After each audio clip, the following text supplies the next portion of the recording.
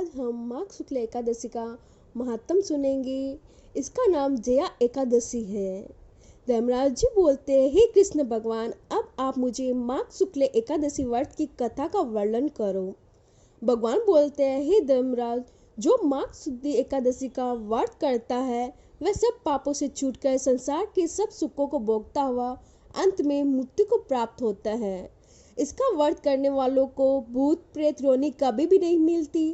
इसके करने से सदा शत्रुओं पर विजय प्राप्त होती है, इसीलिए इसका नाम जया एकादशी है। हे धर्मराज, अब मैं जया एकादशी की कथा सुनाता हूँ, ध्यान से सुनो। एक समय इंद्रलोक में देव सभा जुड़ी हुई थी।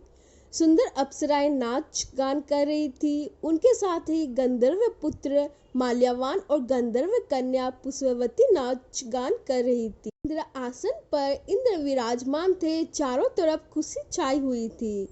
फूल बरसाए जा रहे थे। इतने में ही गंधर्व पुत्र माल्यवान और गंधर्व कन्या पुष्पवती एक दूसरे की सुंदरता से मोहित होकर प्रेम में आसक्त हो गए और उनका ताल स्वर बिगड़ गया। वे ताल स्वर से रहित होने पर भी नाचते गाते रहे और ये देखकर इंद्र को बहुत क्रोध आया और बोले, तुमने शास्त्र के विपरीत आचरण किया है कि बिना विवाह किए एक दूसरे पर आसक्त हो गए हो। विवाह न होने तक पुरुष को चाहिए कि पराई स्त्री को माता व बहन के समान जाने और स्त्री को चाहिए पराई पुरुष को पिता और भाई के समान समझे।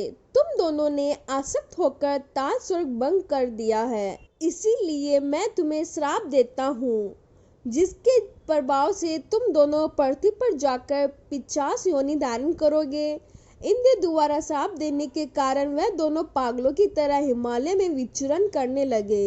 एक दिन भयंकर ठंड पड़ने पर शीत से व्याकुल होकर दोनों ने भगवान विष्णु से प्रार्थना की कि अब कदापि बुरे कर्म नहीं करेंगे।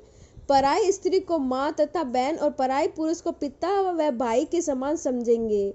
हम जान गए हैं कि बुराई का फल बुरा और अच्छाई का फल अच्छा मिलता है। अब हम दोनों अच्छे कर्मों का आचरण करते हुए अपना जीवन बिताएंगे। इस प्रकार प्रार्थना तथा प्रयाचित करते हुए अनजाने में जया एकादशी का व्रत पूरा हो गया। इस व्रत के प्रभाव से मरने पर विमान द्वारा इंद्रलोक को पहुंचे। वहां इंद्र के पूछने पर माल्यवान पुष्पवती ने बताया कि अनजाने में हमसे जया एकादशी का व्रत हो गया, इसीलिए 50 योनि से छूटकर हम इंद्रलोक में आ गए हैं। इंद्र बोले, सही तौर पर तुम दोनों अब बुरे कर्म छोड़कर धर्मात्मा बन गए हो, इसीलिए इंद्रलोक में देव योनि में रहकर सुख प्राप्त कर सकते हो। इंद्र ने सारा प्रबंध करके माल्यवान और पुष्पवती का विवाह धूमधाम से करा दिया।